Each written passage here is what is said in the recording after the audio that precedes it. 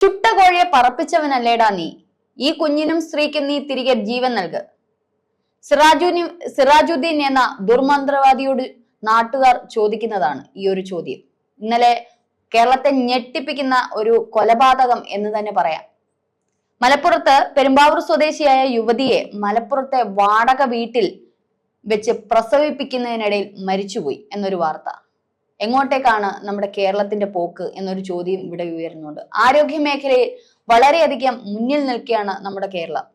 ഇത്തരത്തിലാണ് വീണ്ടും ഒരു സംഭവം ഇവിടെ ഉണ്ടായിരിക്കുന്നത്. അക്യുപഞ്ചർ പഠിച്ചിരുന്നു യുവതി എന്ന് പറയുമ്പോഴും നേരത്തെയും ഒരു 2 മാസം മുമ്പും ഇത്തരത്തിലൊരു കേസ് നമ്മുടെ കേരളത്തിൽ നടന്നിരുന്നു. വീട്ടിൽ പ്രസവം എടുത്തു എന്നുള്ളത്.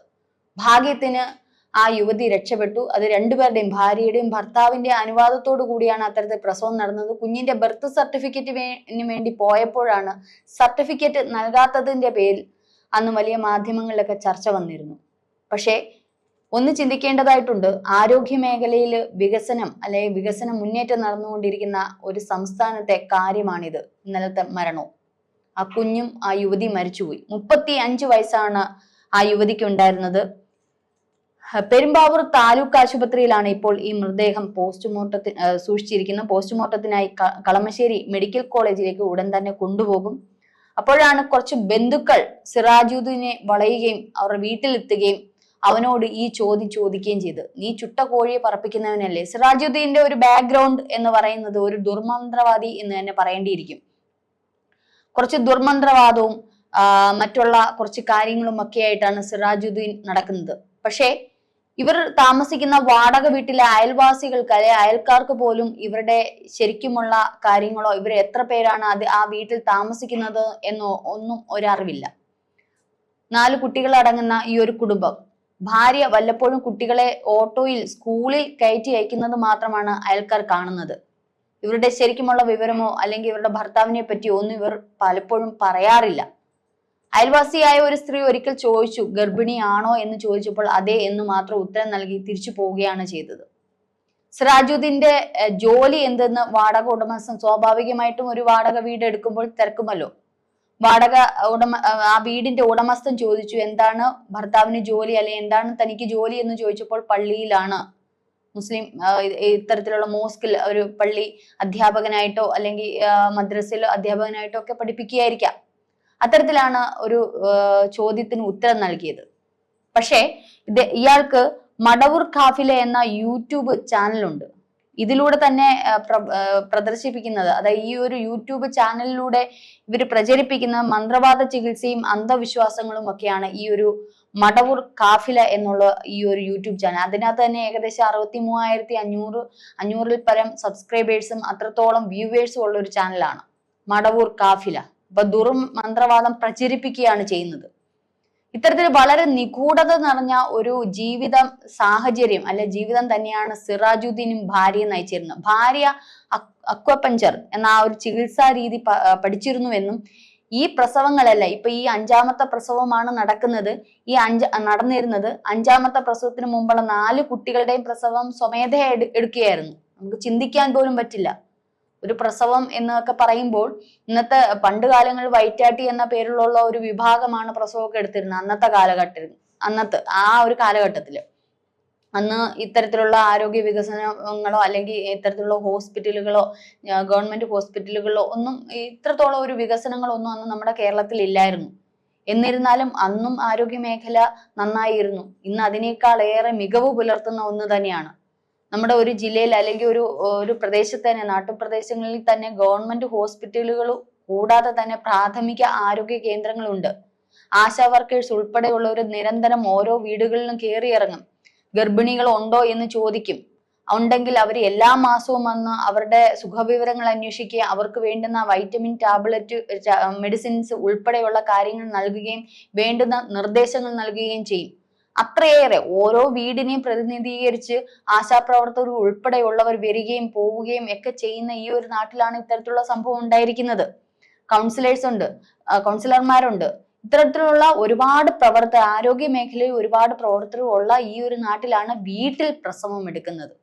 അതും 4 കുട്ടികളെ തന്നെ പ്രസവം എടുത്തു എന്ന് പറയുമ്പോൾ നമുക്ക് ചിന്തിക്കാവുന്നതിലും അപ്പുറമാണ്. ചിലപ്പോൾ അവർക്ക് അതിന്റെ ധൈര്യം കാണും, അല്ലെങ്കിൽ മറ്റൊന്നായിരിക്കാം.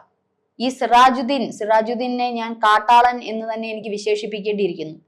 സ്വന്തം ഭാര്യ വേദനിക്കുമ്പോൾ പോലും നിലവിളിക്കുമ്പോൾ പോലും കണ്ടു നിൽക്കുന്ന കാട്ടാളൻ എന്ന് തന്നെ വിളിക്കേണ്ടിയിരിക്കുന്നു. ഇയാളുടെ ഒരു പ്രേരണ അല്ലെങ്കിൽ ഇയാളുടെ ഒരു ഫോഴ്സ് കാരണമായിരിക്കാം, അല്ലെങ്കിൽ ഇയാള് ഈ സ്ത്രീയെ പ്രകോപിപ്പിച്ച അല്ലെങ്കിൽ എന്തെങ്കിലും ഭീഷണിയിലോ മറ്റെന്തെങ്കിലും ആണോ ഇത്തരത്തിൽ 4 പ്രസവങ്ങളും എടുത്തത് എന്നുള്ളത് ഇപ്പോൾ ചോദ്യം ഉയർന്നുണ്ട്. കാരണം ഇത്തരത്തിൽ അവരുടെ അക്വപഞ്ചറൊക്കെ പഠിച്ചെങ്കിലും ഇഷ്ടപ്രകാരമാണോ അല്ലയോ എന്നുള്ളൊരു ചോദ്യവും ഇനിയിപ്പോൾ അന്വേഷിക്കേണ്ടതായിട്ട് വരുന്നുണ്ട്. അങ്ങനെയാണെങ്കിൽ വലിയൊരു കുറ്റകൃത്യമാണ്, ഒരു കൊലപാതകി എന്ന് തന്നെ വിശേഷിപ്പിക്കേണ്ടിയിരിക്കുന്നു. 4 കുഞ്ഞുങ്ങൾ എങ്ങനെ ഉണ്ടായി, അല്ലെ എങ്ങനെ ആ കുട്ടികളുടെ ജീവൻ തിരികെ കിട്ടി എന്നുള്ളതാണ് ഒരു അതിശയമായിരിക്കുന്നത്. ഇനി ആ കുട്ടികൾ എന്തുമാത്രം ഈ ദുർമന്ത്രവാദിയുടെ കയ്യിൽ എത്രമാത്രം സുരക്ഷിതരാണ് എന്നുള്ളതും ചിന്തിക്കേണ്ടിയിരിക്കുന്നു. എന്ത് തന്നെയായാലും തുടർ അന്വേഷണങ്ങളൊക്കെ വരുന്നുണ്ട്. സിറാജുദ്ദീന്റെ ഒരു ബാക്ക്ഗ്രൗണ്ട് അല്ലെങ്കിൽ ഇയാളെ പറ്റി കൂടുതൽ അന്വേഷണത്തിലേക്ക് വരുമ്പോഴത്തേന് ഇയാൾക്ക് എന്തൊക്കെ നിഗൂഢതകൾ ഉണ്ട് എന്നുള്ളതാണ് വ്യക്തമാക്കുന്നത്. ഇതിന് പിന്നിൽ മറ്റാരെങ്കിലും ഉണ്ടോ എന്നുള്ളതും അന്വേഷിക്കേണ്ടതായിട്ടിരിക്കുന്നുണ്ട്. മാത്രമല്ല ഇവര് മറ്റാരുമായിട്ടോ ബന്ധുക്കാരുമായിട്ടോ അല്ലെങ്കിൽ അയൽവാസികളുമായിട്ടോ വലിയ ബന്ധങ്ങളൊന്നും ഇല്ലായിരുന്നു.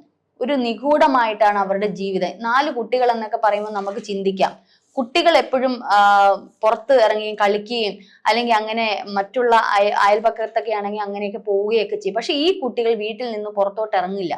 അവർ ആ വീട്ടിനുള്ളിൽ തന്നെയാണ്. അവര് അങ്ങനെ താമസിക്കുന്നുണ്ടോ എന്ന്, കുട്ടികൾ സ്വാഭാവികം വീട്ടിനകത്താണെങ്കിൽ കലപില ശബ്ദങ്ങൾ ഉണ്ടാക്കും, അവരുടെ കളിച്ചിരികളും ഒക്കെ നമുക്ക് കേൾക്കാൻ കഴിയും. പക്ഷെ ഇവര് ആ വീട്ടിൽ താമസമുണ്ടോ, എത്ര പേരാണ് താമസിക്കുന്നത്, വളരെ നിശബ്ദതയായിരുന്നു അവിടെ. അപ്പൊ അതിനകത്ത് എന്തൊക്കെയാണ് നടക്കുന്നത്, ഇനിയിപ്പോൾ ആ വീട് പരിശോധിക്കുമ്പോഴേ നമുക്ക് കൂടുതൽ വിവരങ്ങളിലേക്ക് എത്താൻ കഴിയത്തുള്ളൂ. ആ വീട്ടിൽ എന്തൊക്കെയാണ് നടക്കുന്നത്. അതുപോലെ തന്നെ ഈ മടവൂർ കാഫില എന്ന ഒരു യൂട്യൂബ് ചാനൽ ഇത്രയധികം സബ്സ്ക്രൈബേഴ്സ് ഇത്രയധികം വിപുലീകരിക്കാനും എങ്ങനെയാണ് ഇയാൾക്ക് സാധിച്ചത്, ഇതിന്റെ പ്രവർത്തനങ്ങൾ എന്തൊക്കെയാണ്, ഇത് എവിടെ വെച്ചാണ് ഈ ചാനലിന്റെ പ്രവർത്തനങ്ങൾ നടക്കുന്നത്, ഇതിനകത്ത് ഏതോ ഒരു വ്യക്തിയുടെ ആത്മാവുമായി ബന്ധപ്പെട്ട ചില ദുർമന്ത്രവാദങ്ങളും പരമായിട്ടുള്ള കാര്യങ്ങളൊക്കെയാണ് പ്രചരിപ്പിക്കുന്നത് എന്നുള്ള വാർത്തയാണ് വരുന്നത്. ഇപ്പോൾ നാട്ടുകാര് തന്നെ അയാളെ വിളിച്ച് ആ ഒരു മരണവുമായി ബന്ധപ്പെട്ട ചടങ്ങിന് ശേഷം ഇയാളെ ഈ സിറാജുദ്ദീനെ വിളിച്ച് നാട്ടുകാരാണ് ചോദ്യം ചെയ്യുന്നത്. അതിന്റെ വീഡിയോ ഒക്കെ ഇപ്പൊ പ്രചരിപ്പിക്കുന്നുണ്ട്, ചില മാധ്യമങ്ങൾ അത് പുറത്തു വിട്ടിട്ടുണ്ട്. അതിനകത്താണ് പറയുന്നത്, നീ ചുട്ട കോഴിയെ പറപ്പിക്കുന്നവനല്ലേടാ, എങ്കിൽ നീ കുഞ്ഞിന് ഈ സ്ത്രീക്കും ജീവൻ നൽക് എന്നൊക്കെ പറയുമ്പോഴും ആ നാട്ടുകാരിൽ ഒരാൾ ചോദിക്കുന്നുണ്ട്, നീ ഈ സ്ത്രീ വിളിച്ച് അവര് നിലവിളിക്കുകയായിരുന്നു, എന്നെ ഹോസ്പിറ്റലിൽ കൊണ്ടുപോകുക എന്ന് പറഞ്ഞു. എന്നിട്ട് ഈ കാട്ടാളം കേട്ടില്ല എന്നുള്ളതാണ്.